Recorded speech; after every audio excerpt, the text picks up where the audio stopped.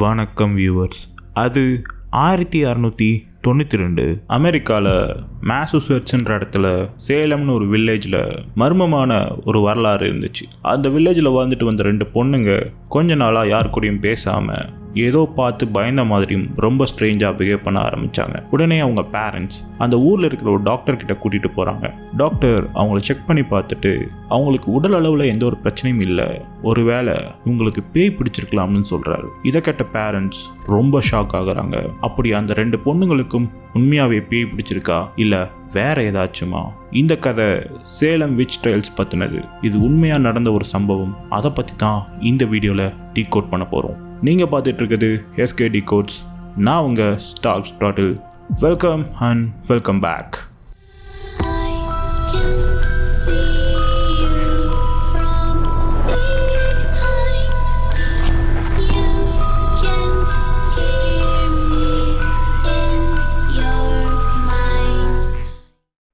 வீடியோக்குள்ளே போகிறதுக்கு முன்னாடி இது வரைக்கும் நம்ம சேனலை சப்ஸ்கிரைப் பண்ணாமல் பார்த்துட்டு இருந்தீங்கன்னா மறக்காமல் நம்ம சேனலை சப்ஸ்கிரைப் பண்ணிக்கோங்க. பக்கத்தில் இருக்க பெல் ஐக்கானையும் மறக்காமல் ப்ரெஸ் பண்ணிக்கோங்க.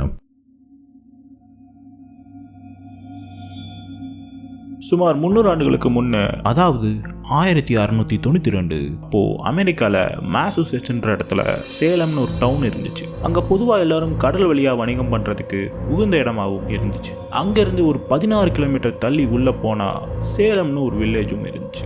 இங்கே மொத்தமாகவே 500 பேர் தான் வாழ்ந்துட்டு வந்தாங்க. இவங்களுக்கு விவசாயம் தான் வாழ்வாதாரமாகவே இருந்துச்சு. இங்கே வாழ்கிற நிறைய பேர் பியூரிட்டன் கம்யூனிட்டியை சேர்ந்தவங்களாக இருந்தாங்க. பியூரிட்டன் கம்யூனிட்டினா ஒரு குடும்பத்தில் பெண்கள் எந்த ஒரு கூட்டத்திலையும் பங்கேற்கக்கூடாது, அப்புறம் சர்ச்சிலையும் அவங்க எந்த ஒரு டெசிஷன் எடுக்கக்கூடாதுன்னு, ஆண்கள் தான் எல்லாத்துலேயும் ஆதிக்கம் செலுத்தணும்னு அந்த காலத்தில் ஒரு நடைமுறை இருந்துச்சு. இதனால் பியூரிட்டன் கம்யூனிட்டியில் வாழ்கிற எல்லாரும் ரொம்ப தூய்மையானவங்களாக கருதப்பட்டாங்க. இங்கே வாழ்கிற பியூரிட்டன்ஸ் எல்லாரும் இங்கிலாண்டில் இருந்து கடல் வழியாக இங்கே வந்து குடிபெயர்ந்தவங்களாக இருந்தாங்க. இப்படி இருக்க அந்த சேலம் வில்லேஜில் 2 பெரிய குடும்பங்களான போர்ட்டர்ஸ் மற்றும் பூட்னன்ஸ் இடையே சமூக பிரிவினையும் இருந்துச்சு. போர்ட்டர்ஸ் குடும்பத்தை சேர்ந்தவங்க நல்ல வசதி வாய்ந்தவங்களாகவும் சேலம் டவுனில் இருக்கிற பணக்காரவங்க கிட்ட டீலிங்ஸும் வச்சுருந்தாங்க. அதே மாதிரி பூட்னம்ஸ் குடும்பத்தை சேர்ந்தவங்க மாற்றத்தை விரும்பாத பழமை வாய்ந்த விவசாயியா அந்த சேலம் வில்லேஜில் ஒரு பெரிய செல்வாக்கும் இருந்துச்சு. அப்பப்போ இவங்களுக்கு இடையே சண்டையும் வர ஆரம்பிச்சிச்சு. இப்படி இருக்க 1691 குளிர்காலத்தில் அந்த வில்லேஜோட பியூரிட்டன் மினிஸ்டரான சாமுவேல் பாரிஸ் தன் மனைவியோட வெளியூருக்கு கிளம்பி போகலாம்னு முடிவெடுக்கிறாரு. அதனால் தன்னோட 9 வயது மகள் பெட்டி பாரிஸ் மற்றும் அவளோட கசினான 11 வயது அபிகேல் வில்லியம்ஸ் தன்னோட அடிமையான திட்டுபா கிட்ட பார்த்துக்க சொல்லிட்டு கிளம்புறாரு. திட்டுபா ரொம்ப நாளாவே சாமுவேலுக்கு அடிமையா அவர் வீட்டிலேயே வேலை பார்த்துட்டு வந்தவங்க. சாமுவேல் ஊருக்கு போன அப்புறம் பெட்டியும் அபிகேலையும் நல்லா பார்த்துக்கிட்டு வந்தாங்க. அப்படிதான் ஒரு நாள் அவங்க கிட்ட திட்டுபா வீனஸ் கேம்னு ஒரு விளையாட்டை அறிமுகப்படுத்தி வைக்கிறாங்க. அந்த விளையாட்டில் ஒரு கண்ணாடி கிளாஸில் தண்ணி ஊற்றி அதில் முட்டையோட வெள்ளைக்கருவை போட்டால் அதில் உங்களோட வருங்கால கணவர் யாருன்னு தெரிஞ்சுக்கலாம்னு திட்டுபா சொல்ல, ஆர்வம் அடங்காத அந்த 2 பொண்ணுங்களும் அதை ட்ரை பண்ணி பார்க்கலான்னு முடிவெடுக்கிறாங்க. அப்படி அவங்க ட்ரை பண்ணி பார்க்கும்போது ரொம்பவே ஷாக் ஆகுறாங்க. அப்படி அவங்க பார்த்தது ஒரு சவப்பட்டி.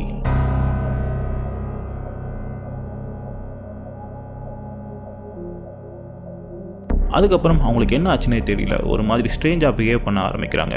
தன்னை யாரோ கொடுமைப்படுத்துகிற மாதிரி உணர்றாங்க. அப்புறம் நாய் மாதிரி குறைக்கவும் ஆரம்பிக்கிறாங்க. அதே மாதிரி யார் பேசுகிறதையும் அவங்க காதலையே வாங்கிக்காம வேற எதையோ பார்த்து பயந்த மாதிரியும் இருந்தாங்க. இது நாளாக ரொம்ப பெரிய ப்ராப்ளம் ஆச்சு. சாமுவேல் உடனே அந்த வில்லேஜில் இருக்க ஒரு நாட்டு மருத்துவர்கிட்ட கூட்டிகிட்டு போகிறாங்க. மருத்துவர் அவங்களை செக் பண்ணி பார்த்துட்டு அவங்களுக்கு உடல் அளவில் எந்த ஒரு பிரச்சனையும் இல்லை, ஒருவேளை இவங்களுக்கு பேய் பிடிச்சிருக்கலாம், இல்லைனா யாராச்சும் இவங்களுக்கு சூனியம் வச்சிருக்கலாம்னு சொல்கிறாரு.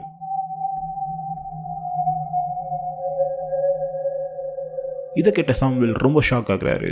இது இவங்களுக்கு மட்டும் இல்லாமல் ஊரில் இருக்கிற சில சின்ன பொண்ணுங்களுக்கும் இதே மாதிரி ப்ராப்ளம் வர ஆரம்பிக்குது. இதை கேள்விப்பட்ட சாமுவேல் உடனே தன்னோட மகளை சேலம் டவுனில் இருக்கிற கோர்ட்டுக்கு கூட்டிகிட்டு போகிறாரு. கோர்ட்டில் ஜட்ஜ் நடந்ததை கேட்டு அதிர்ச்சி ஆகுறாரு. பெட்டி மற்றும் அபிகல் கிட்ட உங்கள் நிலைமைக்கு யார் காரணம்னு ஜட்ஜ் கேட்க, அவங்களும் இதுக்கெல்லாம் காரணம் ஒரு 3 பேருன்னு அவங்க பேரை சொல்கிறாங்க. அது வேற யாரும் இல்லை, திட்டுபா, சாரா குட் மற்றும் ஷாரா ஆஸ்போர்ன். இதில் முக்கியமான விஷயம் என்னென்னா, சாரா குட் தன்னோட 3வது குழந்தைய வயிற்றில் சுமந்துக்கிட்டே அப்புறம் வயிற்று பசிக்காக பிச்சை எடுத்து வாழ்ந்துட்டு வராங்க. அப்புறம் சாரா ஆஸ்போர்ன் ஒரு வசதியான விதவை. தன் கணவர் இறந்ததுக்கப்புறம் தன் வீட்டில் வேலை செஞ்ச வேலைக்காரனை கல்யாணம் செஞ்சுட்டு வாழ்ந்துட்டு வராங்க. பெட்டி மற்றும் அபிகல் சொன்னதை கேட்ட ஜட்ஜ் உடனே அவங்க 3 பேரையும் கோர்ட்டில் ப்ரொடியூஸ் பண்ண சொல்லி உத்தரவிடுறாரு. 3 பேரும் கோர்ட்டில் ஆஜராகிறாங்க. ஜட்ஜ் அவங்க கிட்ட, நீங்கள் 3 பேரும் விச்சஸான்னு கேட்குறாரு. அவங்களும் இல்லைன்னு மறுக்கிறாங்க. ஜட்ஜ் அவங்க கிட்ட நீங்கள் இந்த பொண்ணுங்களுக்கு சூனியம் வச்சிங்கன்னு ஒத்துக்கங்க, இல்லைனா உங்களை நான் தூக்கில் போட்டுருவேன்னு சொல்ல இதை கேட்ட அந்த 3 பேரும் ரொம்ப பயந்து போகிறாங்க. இந்த ப்ரெஷரான சுச்சுவேஷனில் தான் உயிரை காப்பாற்றிக்க வேற வழி இல்லாமல் திட்டுபா தான் ஒரு விச்சுன்னு போய் சொல்கிறா. மற்ற 2 பேரும் அவங்க விச்சஸ்ன்னு ஒத்துக்காதனால அவங்கள தூக்கில் போட உத்தரவிடுறாங்க. அது வரைக்கும் அவங்க 2 பேரையும் ஜெயிலில் வைக்க சொல்லி சொல்கிறாங்க. குற்றத்தை ஒப்புக்கொண்டதுக்காக கோர்ட் திட்டுபாவை ஜெயிலில் அடைக்க சொல்லி உத்தரவிடுறாங்க. அதுக்கு முன்னாடி வில்லேஜில் வேற ஏதாச்சும் விச்சஸ் இருக்காங்களான்னு திட்டுபாவு கிட்ட ஜட்ஜ் கேட்குறாரு. திட்டுபாவும் தான் உயிரை காப்பாற்றிக்க நிறைய பொய்யான கதைகளை சொல்லி அப்புறம் பிரிட்ஜெட் பைசாப் ஒரு விச்சுன்னு சொல்கிறா. உடனே கோர்ட் பைசாப் கிட்ட விசாரிக்கிறாங்க. பைசாப் தான் விச் இல்லைன்னு சொல்ல உடனே அவங்கள தூக்கில் போடுறாங்க. இவங்க தான் அந்த சம்பவத்தில் முதல்ல தூக்கில் போடப்பட்டவங்க. இதை அடுத்து கோர்ட் வில்லேஜுக்கு ஒரு நோட்டீஸ் கொடுக்குறாங்க. அதில் வில்லேஜில் யாராவது விச்சஸ் இருந்தால் அவங்கள பற்றின தகவலை கோர்ட்டில் சொல்லணும்னு, அவங்க விச்சஸ்ன்னு ஒப்புக்கொண்டா மட்டுமே உயிரோட ஜெயிலில் இருக்கலாம்னு, இல்லைனா மரண தண்டனை வழங்கப்படும்னு இருந்துச்சு. இதை கேட்ட மக்கள் எல்லாரும் ஷாக் ஆகுறாங்க. இதனால் கிட்டத்தட்ட 200 பேருக்கு மேலே கோர்ட்டில் அக்யூஸ் பண்ணுறாங்க. அதில் 20 பேர்கிட்ட சேலம் டவுனில் February 1692 அன்னைக்கு பப்ளிக்காகவே தூக்கிலிடப்படுறாங்க.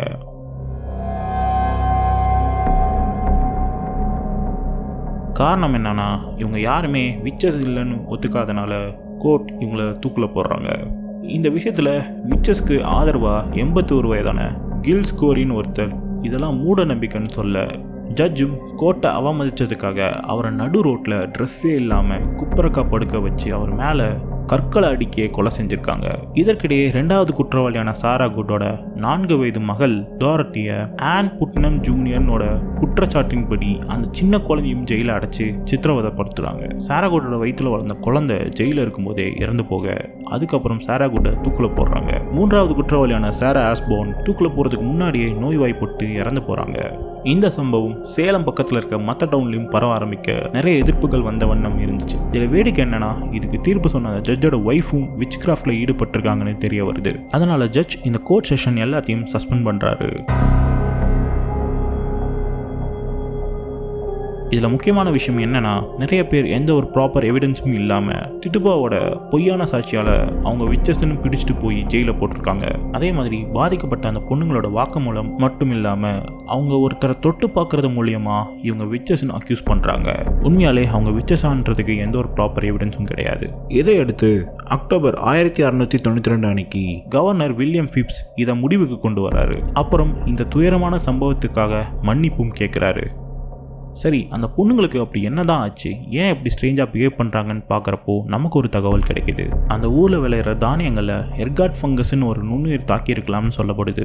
அதன் விளைவாக தான் இவங்களுக்கு ஹாலுசினேஷன் மாதிரியான பாதிப்புகள் ஏற்பட்டிருக்கலாம்னு சொல்கிறாங்க.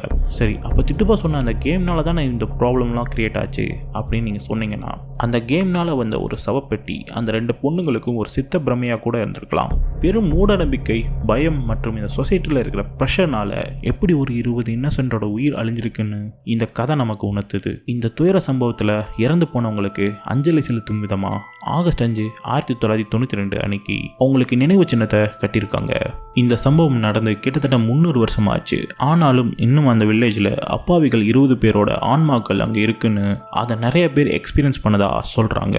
இந்த கதையிலிருந்து நம்ம தெரிஞ்சுக்க வேண்டிய விஷயம் என்னன்னா, நம்ம எப்போ சொசைட்டியில் ஜட்ஜ்மெண்ட்ஸ் எடுக்கும்போது உண்மை, சாட்சி மற்றும் லாஜிக்கை கன்சிடர் பண்ணணும். இல்லைனா இந்த மாதிரி இன்னொரு ட்ராஜடியும் நடக்கும். இந்த வீடியோ பற்றின உங்களோட கருத்துக்களை கீழே கமெண்ட் செக்ஷனில் ஷேர் பண்ணுங்கள். இந்த வீடியோ பிடிச்சிருந்துச்சுன்னா லைக் பண்ணுங்கள், ஷேர் பண்ணுங்கள், மறக்காமல் சப்ஸ்கிரைப் பண்ணிக்கோங்க. அண்டில் தென், பாய் ஃப்ரம் ஸ்டார்க் ஸ்டாட்டில்.